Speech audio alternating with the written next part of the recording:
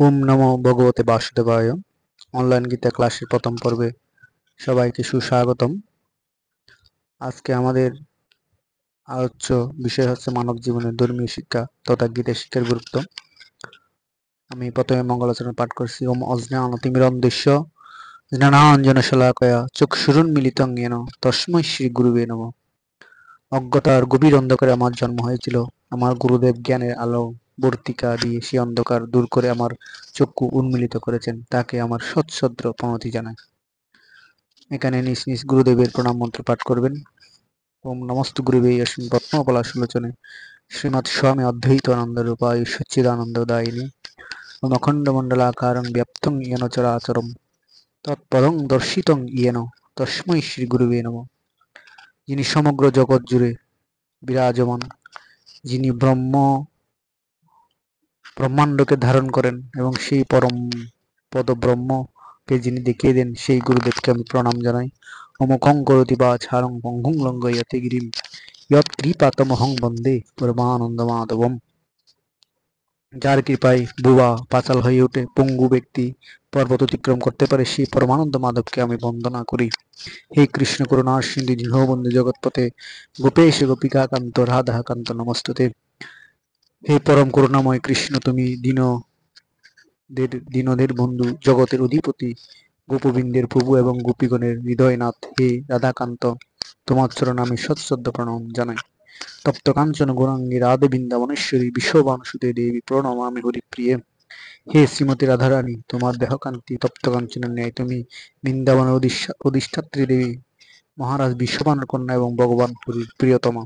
তোমার চরণে আমি সশ্রদ্ধ প্রণতি নিবেদন করি। ওম বাঞ্ছাকল্পতরুভ্যশ্চ কৃপা সিন্ধুভ্যেব চ পতিতানাং পাবনেভ্যো বৈষ্ণবেভ্যো নমো নমঃ। যেই সকল বৈষ্ণব ভক্তবৃন্দ আমাদের মনোবাঞ্ছা পূরণ করেন, করুণার সাগর এবং পতিতের মুক্তিদাতা, তাদের চরণে আমি বারংবার প্রণাম জানাই। প্রিয় শ্রীকৃষ্ণ চৈতন্য প্রভু নিত্যানন্দ, শ্রী অদ্বৈত গদাধর শ্রীবাসাদি গৌর ভক্তবৃন্দ, আমি শ্রীকৃষ্ণ চৈতন্য প্রভু, শ্রী নিত্যানন্দ, শ্রী অদ্বৈত আচার্য, শ্রী গদাধর, শ্রীবাস ও গৌর ভক্তবৃন্দের চরণ কমলে সশ্রদ্ধ প্রণতি নিবেদন করছি। হরে কৃষ্ণ কৃষ্ণ কৃষ্ণ হরে হরে, হরে রাম রাম রাম হরে হরে। আমাদের আজকের ক্লাসে আলোচ্য বিষয়সমূহ আমি সংক্ষেপে বর্ণনা করছি। আমি কে, কেন আমি এই জগতে জন্মগ্রহণ করছি,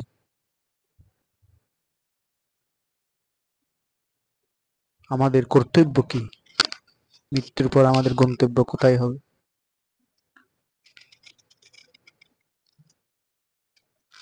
আমার পরিচয় হচ্ছে, আমাদের প্রকৃত পরিচয় হচ্ছে আমরা চিন্ময় আত্মা, সচ্চিদানন্দময় আত্মা। শ্রীমদ্ ভগবদ্গীতার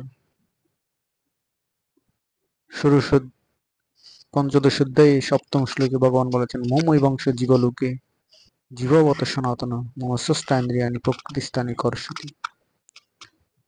আমরা এখানে আরো কিছু বিষয় আলোচনা করব। মানুষ কেন সৃষ্টির শ্রেষ্ঠ জীব, ভগবানকে, তিনি কেন ভগবান।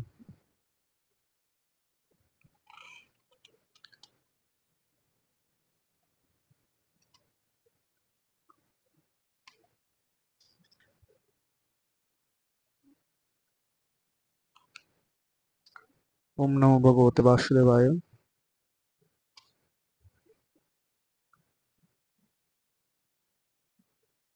ব্রহ্মসংহিতায় ব্রহ্মা বলেছেন,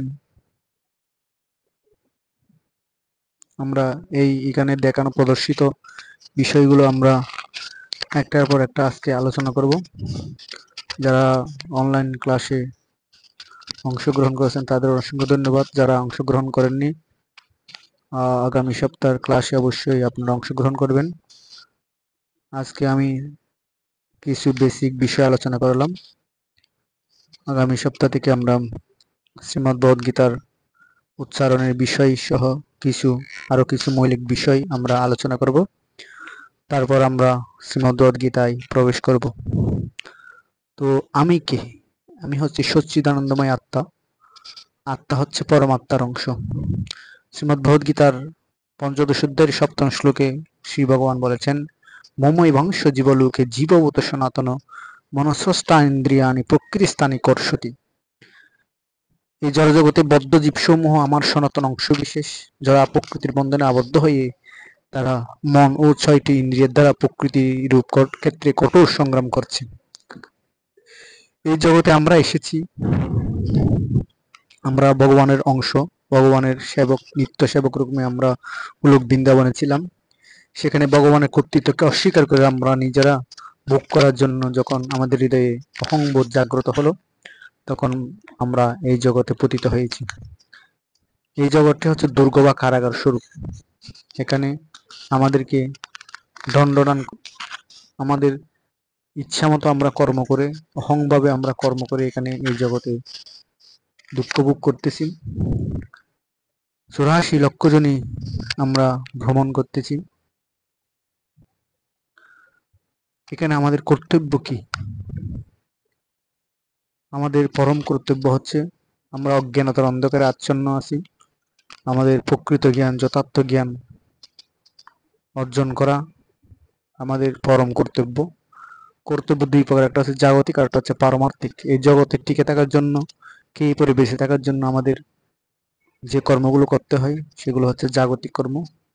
আর আমি কে, কেন আমি এই জগতে এসেছি, আমার কর্তব্য কি, এরপর আমি কোথায় যাব, এই তত্ত্বগুলো শ্রীমদ্ ভগবদ গীতা, ভাগবত, সারবেদ, 14 শাস্ত্র, 18 পুরাণ অধ্যয়ন করে এই তত্ত্বগুলো জানা, জেনে নিজেকে জানা, জগৎকে জানা, ভগবানকে জানা, ভগবানের শ্রীচরণে ভক্তি লাভ করে অন্তিমে আবার পুনরায় ভগবানের কাছে ফিরে যাওয়াই হচ্ছে আমাদের গন্তব্য, একমাত্র লক্ষ্য, মানব জীবনের উদ্দেশ্য। যতক্ষণ না আমরা সেই উদ্দেশ্যে সফল হতে না পারছি, ততক্ষণ আমাদের এই দুঃখময় জড়জগতে 84 লক্ষ জনই আমাদেরকে ভ্রমণ করতে হবে। 84 লক্ষ জনের মধ্যে 4 লক্ষ বার আমাদের মানব জন্ম, 4 লক্ষ বার আমাদেরকে মানুষে জন্মগ্রহণ করতে হয়, আর 80 লক্ষ হচ্ছে নিম্নজনী। নিম্নজনীতে আমাদের জন্মগ্রহণ করতে হয়। আমরা শুধু এই মানব জন্মেই কর্ম করছি, কর্মের ফল উৎপন্ন হচ্ছে, সেগুলো ভোগ করতেছি। এখন যে কর্মগুলো করতেছি সেগুলো আমাদের 84 লক্ষ জনের মধ্যে 80 লক্ষ জনই আমাদেরকে ভ্রমণ করতে হবে। যারা পশু পাখি, 80 লক্ষ জনের মধ্যে যারা পশু পাখি রয়েছে, তারা কিন্তু এই কর্মফলগুলো ভোগ করে না। তারা শুধু কর্মফল ভোগ করে, কিন্তু কর্মফল উৎপন্ন হয় না। কিন্তু আমাদের প্রতিনিয়ত কর্মফল উৎপন্ন হয়। সেই কর্মফল আমাদের এখন ভোগ করতে হয়, কিছু পরবর্তী জন্মে আমরা ভোগ করব।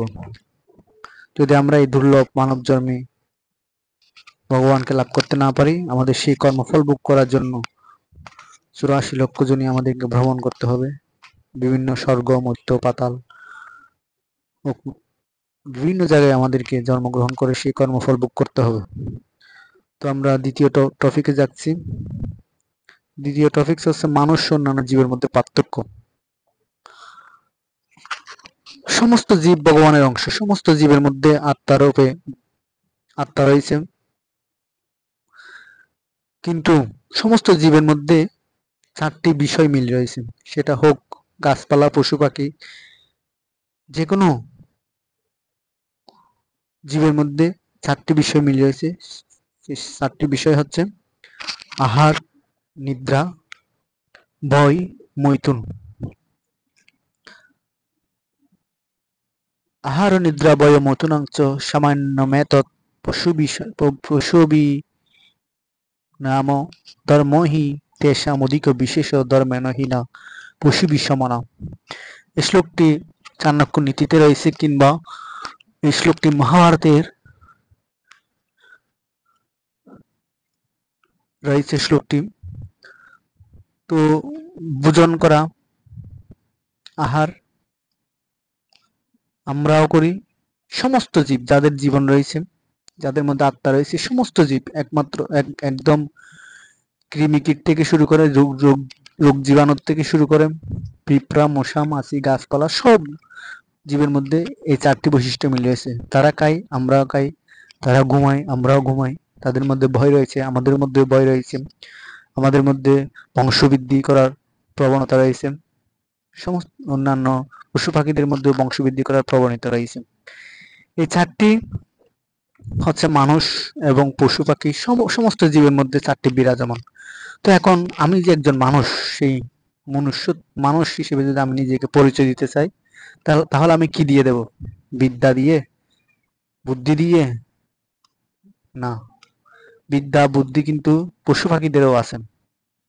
পশু পাখিরা যেমন একটি বিড়াল যখন ঘরে চুরি করতে ঢুকে, যখন কেউ থাকে না, কিন্তু কেউ যখন রান্নাঘরে থাকে তখন সে চুরি করতে ঢুকে না, কারণ সে বুদ্ধি কাটায় যে এখন গেলে আমি তো পিঠে খাবো, এখন আমি চুরি করতে পারবো না, যখন কেউ থাকবে না তখন যাব। সেও কিন্তু একটা বুদ্ধি কাটিয়ে কাজ করে।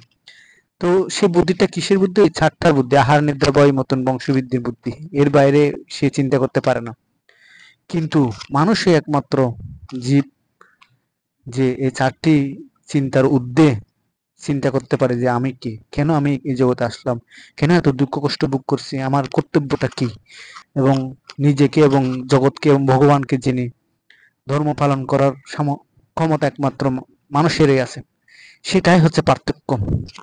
সমস্ত জীব, ধর্ম, অন্যান্য জীবেরা, মানুষ ছাড়া অন্যান্য জীবেরা সেই ধর্ম উপলব্ধি করতে পারে না, সেই ধর্ম পালন করতে পারে না। কিন্তু আমরা একমাত্র ধর্ম পালন করতে পারি, ধর্ম চর্চা করতে পারি, গীতা ভাগবত পড়তে পারি। পশু পাখিরা কিন্তু গীতা ভাগবত পড়তে পারে না। আমরা মানুষ হয়ে যদি সেই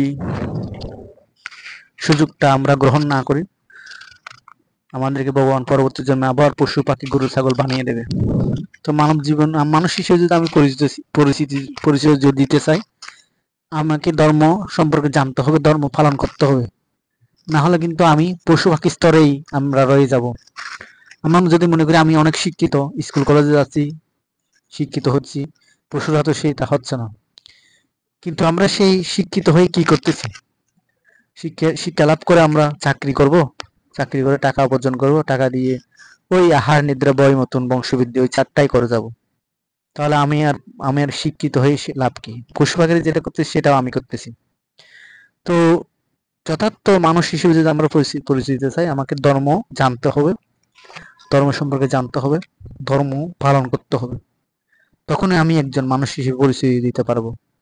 অন্যান্য পশু পাখির থেকে আমি আলাদা তখনই হব, যখন আমি মনুষ্যত্ব আমার ভেতরে তখনই জাগ্রত হবে, যখন আমি ধর্ম চর্চা করব, ধর্ম পালন করব, ভগবানের প্রতি আমরা শরণাগত হব, ভগবানকে আরাধনা করব, তখনই আমি মানুষ হিসেবে পরিচয় দিতে পারবো।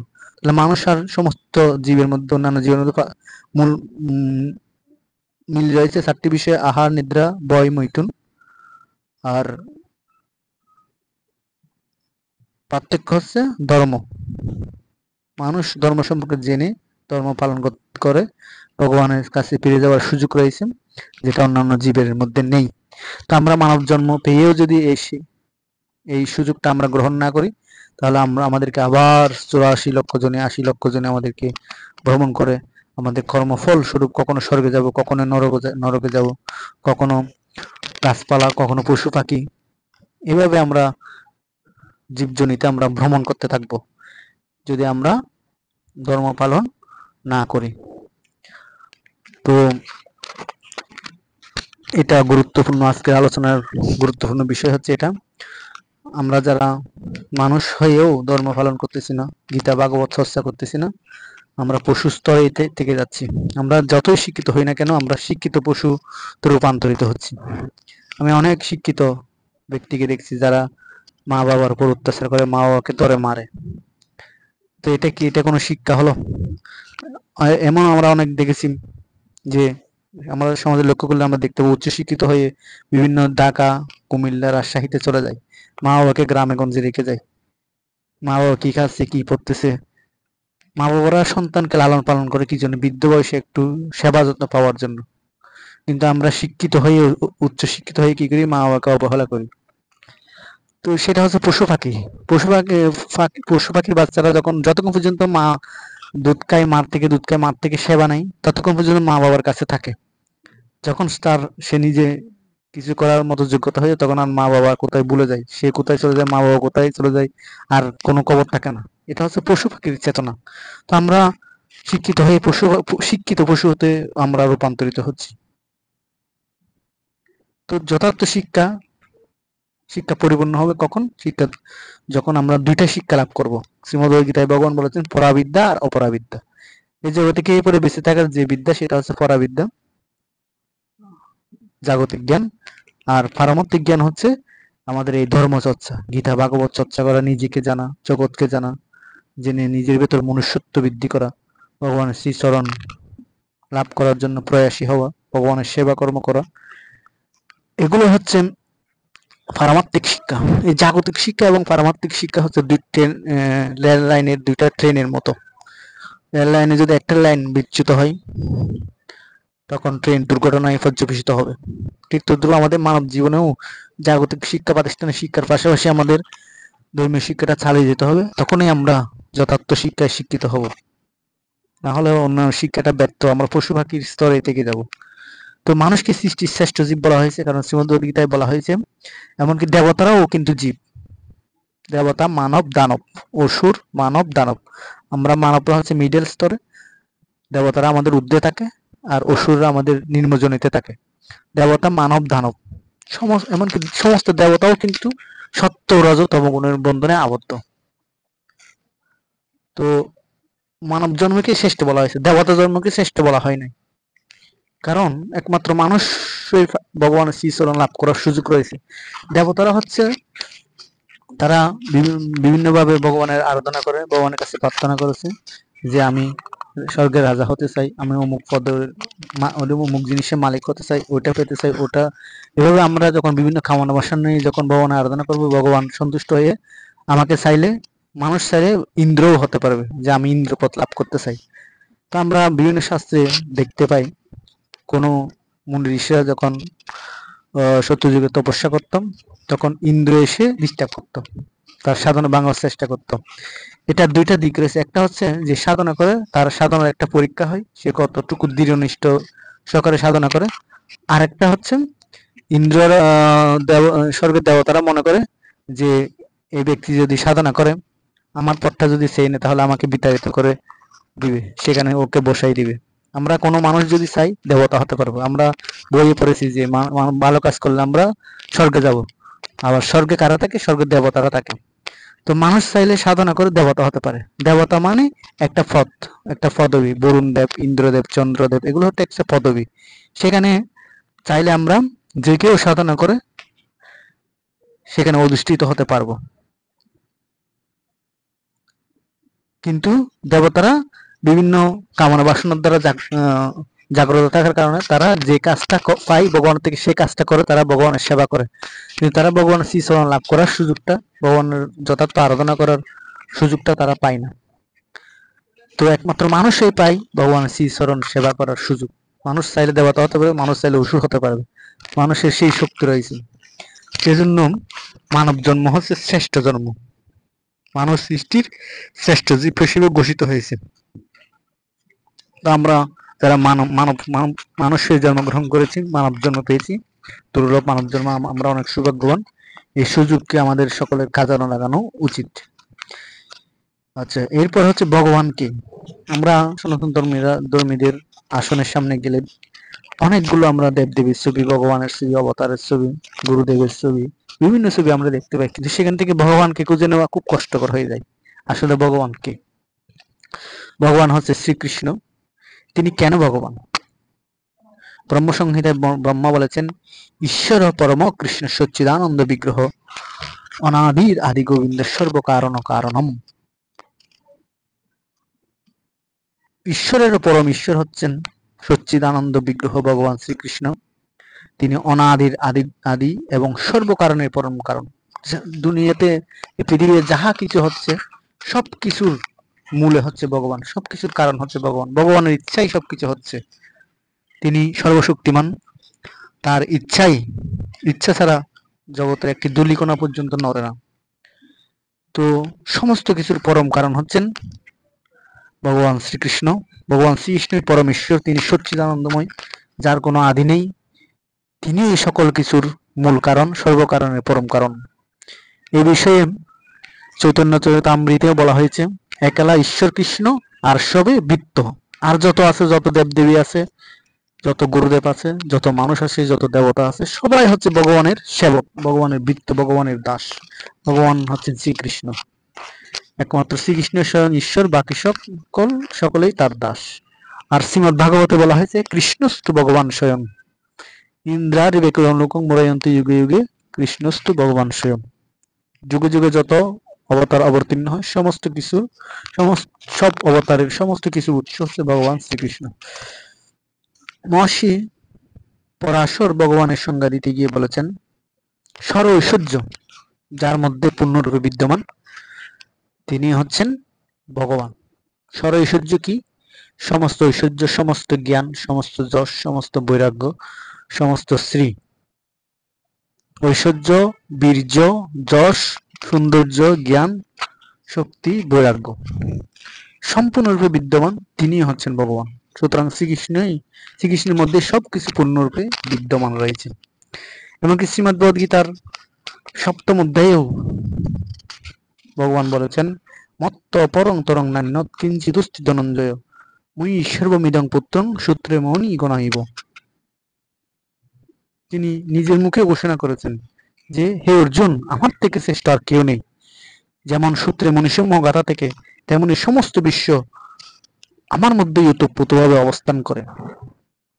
তাহলে নিজের মুখে স্বয়ং তিনি ঘোষণা করেছেন তিনি ভগবান। ব্রহ্মা বলেছেন ঈশ্বর পরম কৃষ্ণ সচ্চিদানন্দ বিগ্রহ, এবং বিভিন্ন মুনি ঋষিরাও ভগবান শ্রীকৃষ্ণকে ভগবান বলে স্বীকার করেছেন।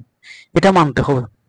আমরা যারা শ্রীমদ্ ভগবদ গীতা পাঠে আগ্রহী, শ্রীমদ্ ভগবদ গীতার যথার্থ জ্ঞান উপলব্ধি করতে চাইলে প্রথমেই ভগবান শ্রীকৃষ্ণকে ভগবান মানতে হবে। আমরা অনেকে দেখতে পাবো, অনেক জ্ঞানী গুণী মুনি ঋষি, অনেক সাধক আছে যারা ভগবান শ্রীকৃষ্ণকে ভগবান মানে না। গীতা পড়ে, ভাগবত পড়ে, ধর্ম পড়ে, শাস্ত্র পড়ে, সবকিছু করে, কিন্তু শ্রীকৃষ্ণকে ভগবান মানতে চায় না। এরকম যারা ভগবান শ্রীকৃষ্ণকে ভগবান মানতে চাইবে না, তারা কোনোদিনও ভগবান শ্রীমদ্ ভগবদ গীতার যথার্থ অর্থ তারা উপলব্ধি করতে পারবে না। গীতা পাঠ করে যথার্থ জ্ঞান অর্জন করতে চাইলে শ্রীকৃষ্ণকে ভগবান মানতেই হবে। ভগবান মেনে যখন আমরা শ্রীমদ্ ভগবদ গীতায় প্রবেশ করব, তখনই আমাদের যথার্থ গীতার জ্ঞান আমরা লাভ করতে পারবো। সেজন্য আমার এই বিষয়গুলো আলোচনা। তো মানব জীবনের উদ্দেশ্য, সেটা আমরা মনুষ্য, পশু, মানুষ ও অন্যান্য জীবের মধ্যে পার্থক্যের মধ্যে বলেছি। মানব জীবনের উদ্দেশ্য হচ্ছে জ্ঞান লাভ করে, যথার্থ জ্ঞান লাভ করে, সেই জ্ঞানের আলোকে জীবন অতিবাহিত করে, জীবনে ভগবত ভক্তি, কৃষ্ণ ভক্তি লাভ করে ভগবানের কাছে ফিরে যাওয়াই হচ্ছে মানব জীবনের উদ্দেশ্য।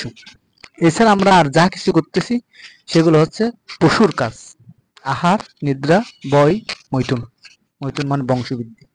পশু পাখিরা করে, আমরাও করি। কিন্তু আমরা যদি মানব জীবনের উদ্দেশ্য সম্পর্কে না জানি, যথার্থ উদ্দেশ্য ভগবান সম্পর্কে আমরা না জানি, গীতার জ্ঞান আমরা অর্জন না করি, তাহলে আমাদের মানব জীবন ব্যর্থ হয়ে যাবে।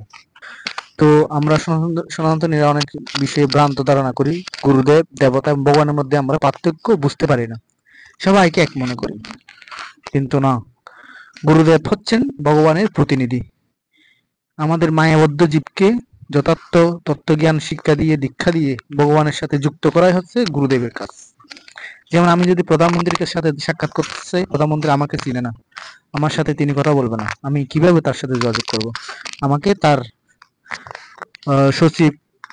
সচিবের সাথে যোগাযোগ করতে হবে যে আমি প্রধানমন্ত্রীর সাথে একটু দেখা করতে চাই, আমাকে একটু ব্যবস্থা করে দাও। তখন তিনি প্রধানমন্ত্রীর কাছে অনুমতি নিয়ে যে আপনার সাথে এরকম একটা লোক দেখা করতে চাই, তখন উনি প্রধানমন্ত্রী চাইলে আমার সাথে দেখা করবে, না হলে করবে না, এটা তার ইচ্ছা। তো গুরুদেবের কাজ হচ্ছে ভগবানের সাথে আমাদের যুক্ত করে দেওয়া, আমাদেরকে যথার্থ জ্ঞান শিক্ষা দান করে ভগবানের সাথে যুক্ত করে দেওয়া। তো গুরুদেব হচ্ছেন ভগবানের একনিষ্ঠ প্রতিনিধি। অনেকে গুরুদেব হচ্ছেন ভগবানের সমতুল্য, কিন্তু ভগবান নয়, এটা মানতে হবে। আর দেবতা সম্পর্কে তো কিছুক্ষণ আগে আলোচনা করছি। দেবতারাও হচ্ছেন ভগবানের দাস। আমরা যেমন ভগবানের দাস, দেবতারাও হচ্ছে ভগবানের দাস। তারাও জীব। তারা হচ্ছে আমাদের থেকে অধিক উচ্চতর ক্ষমতা সম্পন্ন জীব। তারা ভগবান থেকে এক একটা শক্তি লাভ করেছেন, সেই শক্তি তারা পরিচালনার দায়িত্ব পেয়েছেন। সেই ক্ষেত্রে তারা আমাদের থেকে আমাদের সম্মানিত, পূজনীয়। আমরা যেমন বিভিন্ন দেব দেবীদের পূজা করি, সম্মান করি, আরাধনা করি, অবশ্যই করতে হবে। দেব দেবীরা হচ্ছেন আমাদের উচ্চ স্তরে আমাদের সম্মানিত ব্যক্তি। আমাদের থেকে উচ্চ স্তরে তারা অবস্থান করেন। সে কারণে তাদেরকে আমাদেরকে সম্মান শ্রদ্ধা পূজা করতে হবে। তাই বলে দেবতারা কিন্তু ভগবান নয়, তারাও ভগবানের দাস। আর ভগবান হচ্ছেন পরম শ্রীকৃষ্ণ সর্বশক্তিমান, যার ইচ্ছায় এই জগতে সৃষ্টি স্থিতি পালন সবকিছু সাধিত হয়। তিনি হচ্ছেন ভগবান। ভগবান সম্পর্কে তো কিছুক্ষণ আগে আলোচনা করলাম। শ্রীকৃষ্ণ হচ্ছেন পরম পুরুষোত্তম ভগবান। এরপর আমাদের পরবর্তী আলোচ্য বিষয় হচ্ছে শ্রীমদ্ ভগবদ গীতা। শ্রীমদ্ ভগবদ গীতার কি? শ্রীমদ্ ভগবদ গীতা হচ্ছে স্বয়ং পরমেশ্বর ভগবান শ্রীকৃষ্ণের মুখনিসৃত বাণী। স্বয়ং ভগবান নিজের মুখে যিনি এই জগৎ সৃষ্টি করেছেন, পালন করছেন, ধ্বংস করবেন, তিনি স্বয়ং আমাদেরকে এই গীতার বাণীগুলো বলেছেন। তাহলে আমরা আমাদের মানুষ হিসেবে সেই গীতার বাণীগুলো অধ্যয়ন করা কতটুকু গুরুত্বপূর্ণ, একজন বুদ্ধিমান মানুষ চিন্তা করলেই বুঝতে পারবে। স্বয়ং ভগবান নিজের মুখে কথাগুলো বলেছেন, সেখানে এই বাণীগুলোর সব সময় সত্য, এটা কখনো ব্যক্ত হবে না। তাহলে এই বাণীগুলো আমাদের অধ্যয়ন করা, এই গীতার এই 700 শ্লোকের মধ্যে ভগবান আমাদেরকে যে তত্ত্ব জ্ঞানগুলো দান করেছেন, সেগুলো আমাদের জানা কতটাই গুরুত্বপূর্ণ। এগুলো কোনো ব্যর্থ নয়, এগুলো আমাদের, আমরা কিভাবে এই কোথা থেকে ছিলাম, কোথায় আছি, আমরা কিভাবে এই জগতে জীবনযাপন করতেছি, সমস্ত কিছু, জীবনের সমস্ত কিছুর সারমর্ম বর্ণনা শ্রীমদ্ভগবদ্গীতায় আমরা দেখতে পাই। তো আমাদের সনাতন ধর্মের মূল ধর্মগ্রন্থ কিন্তু বেদ, কিন্তু বেদ হওয়া সত্ত্বেও আমরা শ্রীমদ্ভগবদ্গীতা কেন পাঠ করি? কারণ বেদ হচ্ছেন অপরিসীয়, আর বিভিন্ন মুনি ঋষিরা সাধনার মাধ্যমে ভগবান থেকে সেই বেদবাণীগুলো লাভ করেছিলেন। বেদকে অপরিসীয় বলা হয় এবং শ্রুতিও বলা হয়। বেদ কোনো একজন পুরুষের মাধ্যমে আমরা পাই নাই, সেই জন্য বেদ হচ্ছে অপরিসীয়। একমাত্র মুনি ঋষির ধ্যানের মাধ্যমে, এক একজন মুনি ঋষি ধ্যানের মাধ্যমে এই বৈদিক জ্ঞানগুলো পেয়েছিল। আর সেই মুনি ঋষিরা তাদের শিষ্যদের এই বৈদিক জ্ঞানগুলো দান করতো, শিষ্যরা তাদের শিষ্যকে দান করতো। এইভাবে একজন আরেকজন থেকে শুনে শুনে এই বেদ প্রচলিত ছিল বৈদিক যুগে। লেখালেখি শুরু হয়েছে কলি যুগের শুরুতে এসে। তো সেখানে বেদকে অপরিসীয় শ্রুতি এবং শুনে শুনে গুরুদেব শিষ্য থেকে শুনে শুনে মনে রাখতে বলে শ্রুতি বলা হয়। তো বেদে হাজার হাজার শ্লোক রয়েছে, যেমন শ্রীমদ ভাগবতে 18,000 শ্লোক রয়েছে, মহাভারতে 1,00,000 শ্লোক রয়েছে। এভাবে বৈদিক গ্রন্থে হাজার হাজার শ্লোক রয়েছে। সেগুলো পাঠ করার সময় আমাদের এই কলিযুগের মানুষের নেই। কারণ সত্য যুগে মানুষ 1,00,000 বছর বেঁচে থাকতো, ত্রেতা যুগে 10,000 বছর, দ্বাপর যুগে 1,000 বছর এবং কলি যুগে 100 বছর। তো রসনা তৃপ্তির জন্য অবৈক্য বক্ষণ, তার ফলে নানা দুঃখ, অকালে মরণ। তো আমরা 100 বছরে বাঁচতেছি না, আমরা 50-60 হলে বৃদ্ধ হয়ে বিভিন্ন জরাগ্রস্ত হয়ে আমরা মৃত্যুবরণ করতেছি। তো এই এত স্বল্প সময়ে আমাদের এত হাজার শ্লোকগুলো পাঠ করা আমাদের কলিযুগের মানুষের সম্ভব নয়। সে কারণে ভগবান আমাদেরকে বিশেষ কৃপা, অপ্রাকৃত কৃপা প্রদান করে সমস্ত শাস্ত্র মন্থন করে। সর্ব উপনিষদ গাহাব দুগ্ধ গোপালনন্দন পার্থ বৎস সুধীর ভোক্তা দুগ্ধং গীতা অমৃতং মহৎ। সমস্ত উপনিষদ হচ্ছে গাভী স্বরূপ। আর গোপালানন্দন শ্রীকৃষ্ণ হচ্ছেন সেই গাভীর দোহনকর্তা, অর্জুন হচ্ছে সেই গাভীর বাছুর, এবং গীতার বাণীগুলো হচ্ছে সেই গাভীর দুগ্ধ স্বরূপ। আর আমরা যারা সুধীজন আছি, আমরা হচ্ছে সেই গীতার অমৃত দুগ্ধের আমরা গ্রহণ করতাম। আমরা যারা এই গীতার জ্ঞানগুলো অর্জন করব, তো সমস্ত উপনিষদ, সমস্ত শাস্ত্র রোমন্থন করে একটা গাভীর সমস্ত শরীরের মূল শক্তিগুলো দুগ্ধের মধ্যে একত্রিত হয়ে তার বাছুরকে শক্তি প্রদান করে। গরুর বাছুর যখন জন্মগ্রহণ করে, মাত্র গরুর দুধ খেয়েই সে বেঁচে থাকে। বেঁচে থাকার জন্য যত প্রকার শক্তি যেমন গরু দুগ্ধের মধ্যে রয়েছে, আমাদের জীবনে সুখ শান্তি আনন্দ লাভ করার জন্য সমস্ত শক্তি এই গীতার বাণীগুলোর মধ্যে রয়েছে। দুগ্ধের মতো দুধে যেমন সমস্ত বেঁচে থাকার সমস্ত শক্তি রয়েছে, এই গীতার বাণীগুলোর মধ্যে আমাদের জীবন ধারণের সমস্ত ঘাত প্রতিঘাত, সমস্ত সমস্যার সমাধান সবকিছু শ্রীমদ্ ভগবদ্গীতায় রয়েছে। আমাদের সকলের পরম কর্তব্য মানুষের আমাদের সনাতনীদের পরম কর্তব্য শ্রীমদ্ ভগবদ্গীতা অধ্যয়ন করা, শ্রীমদ্ ভগবদ্গীতার এই জ্ঞানগুলো আমাদের হৃদয়ে ধারণ করা, আমাদের জীবনে প্রয়োগ করা খুবই গুরুত্বপূর্ণ। যদি আমরা সুখ শান্তি আনন্দ চাই, আমাদের আমরা কেউ দুঃখ চাই না, কিন্তু আমাদের জীবনে দুঃখ আসে। কারণ ভগবান শ্রীমদ্ ভগবদ্গীতার অষ্টম অধ্যায়ে বলেছেন দুঃখালয়ম শাশ্বতম। এই জগৎটা হচ্ছে দুঃখালয়। আমরা যেমন বিদ্যালয়ে বিদ্যা অর্জন করতে চাই, এই জগতে আমরা দুঃখ লাভ করার জন্য এসেছি। দুঃখালয়ম শাশ্বতম। এখানে কেউ বলতে পারবে না আমি সুখে আছি। কারাগারে যেমন কোনো কোনো কোনো আসামি কারাগারে গিয়ে কখনো সুখে থাকতে পারে না। সে যতই অপরাধী হোক, যতই নিরপরাধী হোক, তো আমরা সবাই এই জগতে আসামি, কেউ কম কেউ বেশি, এরকম আমরা সবাই অপরাধী। বিদায় এই জগতে এসে আমরা দুঃখ কষ্ট পাচ্ছি এবং পাবো।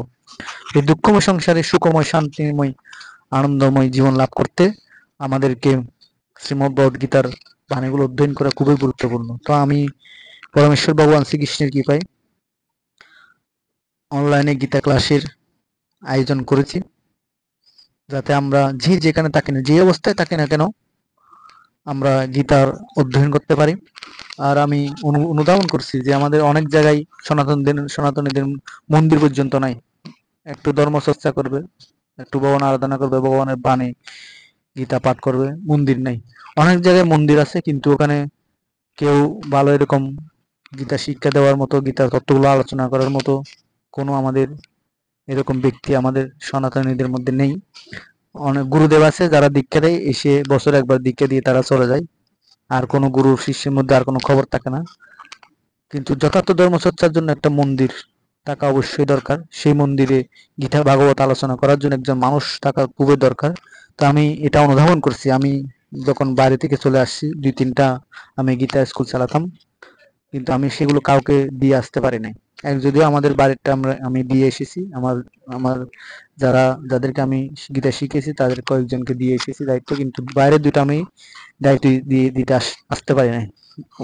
এখন যারা পড়াচ্ছে, আমি গেলে বলে যে ভালো পড়াতে পারতেছি না, গীতা ছেলে মেয়েদের অবস্থা বুঝতেছে না, বিভিন্ন প্রবলেম। তো আমি এই গীতা ক্লাসের মাধ্যমে আমি গীতা শিক্ষক তৈরি করতে চাই, যারা অন্তত একটা স্কুলে গীতা শিক্ষা দান করতে পারবে। এই অনলাইন ক্লাসের মাধ্যমে আমরা গীতার জ্ঞানগুলো চর্চা করব, নিজেরা চর্চা করব, নিজেদের জীবনে প্রয়োগ করব। সাথে সাথে আমাদের সনাতনীদের মাঝে আমরা এই গীতার জ্ঞানগুলো প্রচার করব। কারণ অষ্টম অধ্যায় বলেছেন আমার এই গীতার জ্ঞান যারা আমাদের ভক্তের মধ্যে বিতরণ করে, প্রচার করে, তাদের থেকে প্রিয় শ্রেষ্ঠ এই জগতে আমরা আর কেউ নেই। তো আমরা যারা এখানে অনলাইনে ক্লাস করব, সবাই আমরা ভগবানের প্রিয় হতে চাই। ভগবানের প্রিয় হলে, যিনি এই জগতের সৃষ্টিকর্তা, পালনকর্তা, ধ্বংসকর্তা, সর্বশক্তিমান, সর্বেসর্বা, তার আমরা যদি প্রিয় হয়ে যাই, তাহলে আমাদের এই জগতে আর কোনো কিছু দুঃখ যন্ত্রণা ব্যথা আমাদেরকে প্রভাবিত করতে পারবে না। আমরা যে অবস্থায় যত দুঃখে থাকি না কেন, আমরা হৃদয় থেকে আনন্দে সচ্চিদ আনন্দময় রূপে আমরা অবস্থান করব। তো বিনীতভাবে সকলের কাছে প্রার্থনা, আপনারা যারা অংশগ্রহণ করেছেন অনলাইন গীতা ক্লাসে, সবাই নিয়ে প্রতি শুক্রবার 8:30 থেকে 10টার মধ্যে আপনারা অংশগ্রহণ করবেন।